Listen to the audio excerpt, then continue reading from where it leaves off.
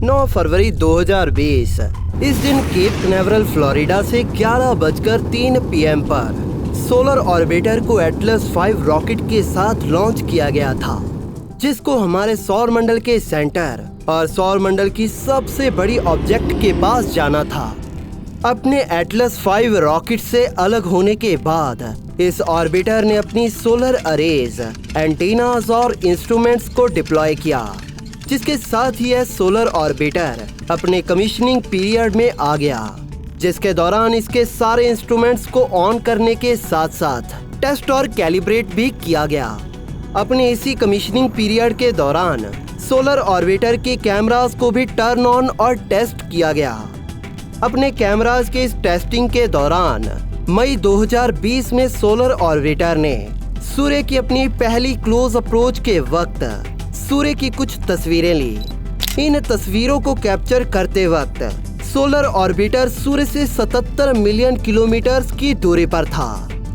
इस दूरी से भी कैप्चर की गई उन टेस्ट इमेजेस में हमें ऐसी डिटेल्स देखने को मिली जो पहले कभी भी देखी नहीं गई थी।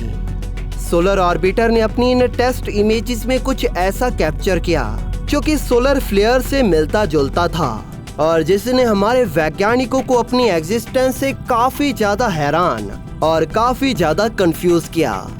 इसी के साथ इन इमेजेस ने एक ऐसी मिस्ट्री के आंसर की ओर इशारा किया जिसने हमारे वैज्ञानिकों को पिछले 150 सालों से परेशान किया हुआ है। दोस्तों, आप देख रहे हैं स्पेस डोज और मैं हूं आपका होस्ट योगेश। आपका स्वागत है हमारी इस नई वीडियो में, जिसमें हम जानेंगे सोलर ऑर्बिटर की पहली इमेज में कैद रहस्यों के बारे में। तो आइए शुरू करते हैं। उन तस्वीरों की ओर जाने से पहले आइए हम जान लेते हैं कि आखिर क्यों इन ऑर्बिटर या कहे तो प्रोब्स को सूर्य के पास भेजना जरूरी है, या इन्हें क्यों सूर्य के पास भेजा गया है। DKIST टेलीस्कोप हमारे द्वारा बनाया गया सबसे बड़ा सोलर टेलीस्कोप है। इस टेलीस्कोप ने हमें 2019 में सूर्य की सबसे डिटेल्ड इमेज दी थी, जिसमें हम सूर्य की सतह के 30 किलोमीटर के एरिया को जूम करके देख सकते थे। लेकिन अर्थ के एटमॉस्फेयर होने की वजह से यह टेलीस्कोप सूर्य की अल्ट्रावायलेट इमेजेस नहीं ले सकता, क्योंकि पृथ्वी का एटमॉस्फेयर UV रेडिएशन को ब्लॉक करता है। इसीलिए हमें जरूरत थी किसी ऐसे टेलीस्कोप या कहे तो ऑर्बिटर या प्रोब की, जो सूर्य को पृथ्वी के एटमॉस्फेयर के बाहर रहकर स्टडी और ऑब्जर्व कर पाए। 77 मिलियन किलोमीटर की दूरी से ली गई उन सूर्य की तस्वीरों में हर एक पिक्सल 400 किलोमीटर के एरिया को कॉरस्पॉन्ड करता है। इन्हीं डिटेल्ड इमेजेस में हमें छोटी छोटी फ्लेयर्स देखने को मिले, जिन्हें कैंप फायर नाम दिया गया। यह कैंप फायर सूर्य की कोरोना के नीचे इसकी सतह पर फ्लैश होती दिखाई दे रही थी, जो कि देखने में बिल्कुल सोलर फ्लेयर्स का मिनिएचर वर्जन ही लग रही थी। अगर इन फ्लेयर्स के साइज की बात करें तो यह पृथ्वी के कंपैरिजन में काफी बड़ी हैं, लेकिन इन फ्लेयर्स की जो बात वैज्ञानिकों को परेशान कर रही है वो है इनका सूर्य पर सूर्य के क्वाइट पीरियड के दौरान एग्जिस्ट करना। सूर्य के एक्टिव और क्वाइट पीरियड को समझने के लिए हमें सूर्य के 11 सालों के सोलर साइकिल को समझना होगा। तो आइए पहले सोलर साइकिल को समझते हैं। जैसे कि हम जानते हैं कि हमारा सूर्य इलेक्ट्रिकली चार्ज्ड हॉट गैसेस की एक बॉल है।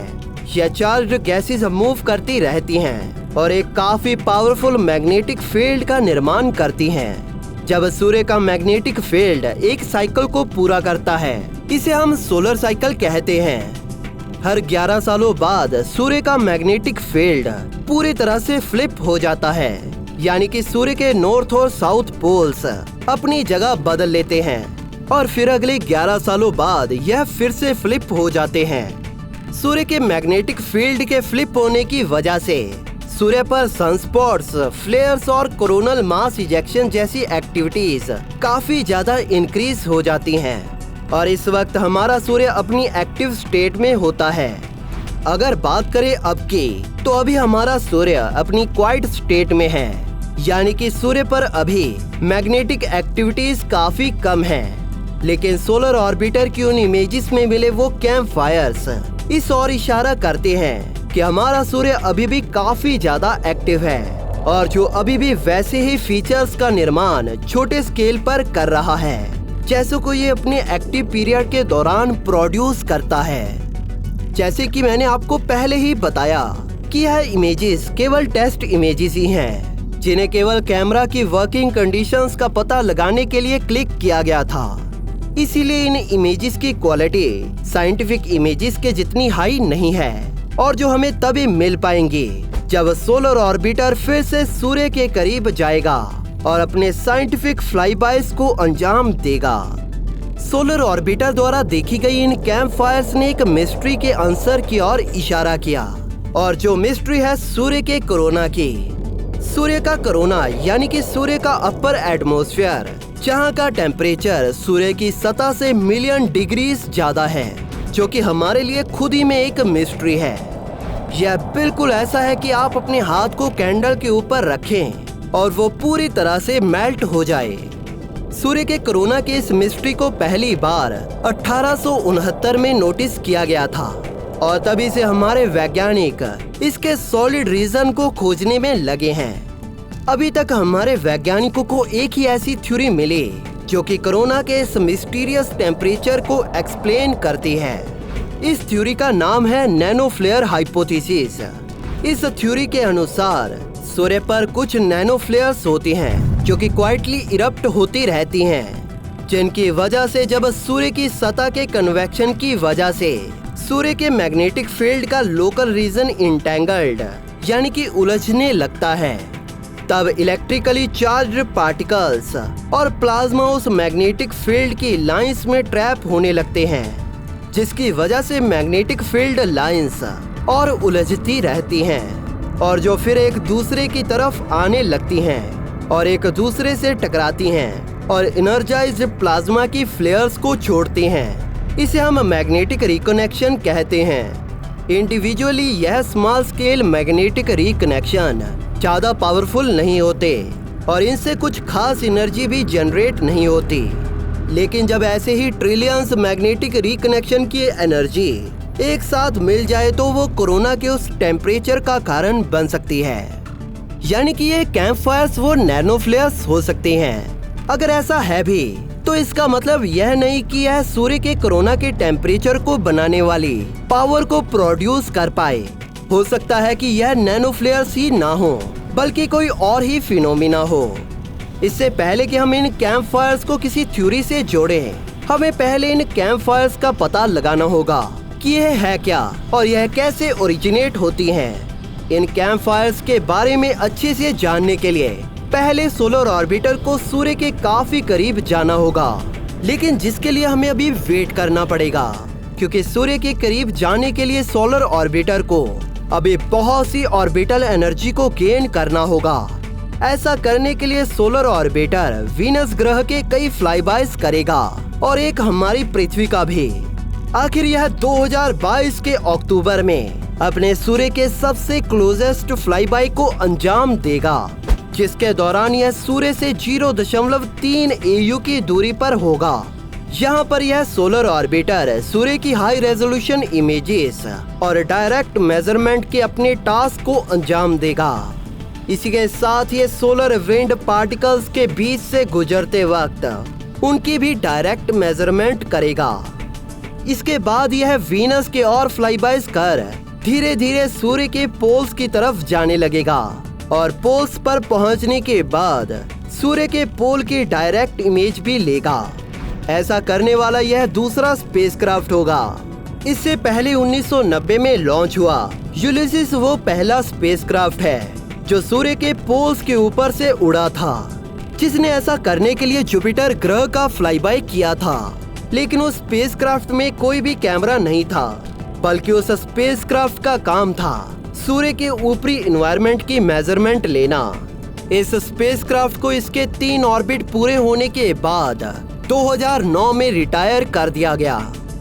उस स्पेसक्राफ्ट से different solar orbiter directly poles के ऊपर नहीं जाएगा, बल्कि यह पोल से थोड़ा इंक्लाइंड रहकर अपने काम को अंजाम देगा, जिसके दौरान ये पोल्स की इमेज लेगा और सूर्य के मैग्नेटिक फील्ड के वहां कन्वर्ज होने के कारणों को स्टडी करेगा। अपने मिशन को अंजाम देने के लिए सोलर ऑर्बिटर में 6 रिमोट सेंसिंग इंस्ट्रूमेंट्स और 4 डायरेक्ट मेजरमेंट इंस्ट्रूमेंट्स को लगाया गया है, जिनका काम है सूर्य की वेरियस एक्टिविटीज जैसे कि solar winds, charged particles, magnetic field, solar flares और रेडियो और प्लाज्मा वेव्स को स्टडी करना। यह इंस्ट्रूमेंट हमारे लिए तब बहुत फायदेमंद होते साबित आएंगे जैसे जैसे यह सोलर ऑर्बिटर सूर्य के करीब जाता जाएगा। हालांकि सोलर ऑर्बिटर को सूर्य के उतना करीब नहीं भेजा जाएगा जितना सूर्य के करीब पार्कर सोलर प्रोब जाएगा। पार्कर सोलर प्रोब अपनी क्लोजेस्ट अप्रोच के दौरान सूर्य से 0.05 AU की दूरी पर होगा और तब यह सूर्य के कोरोना के बीच से होकर गुजरेगा।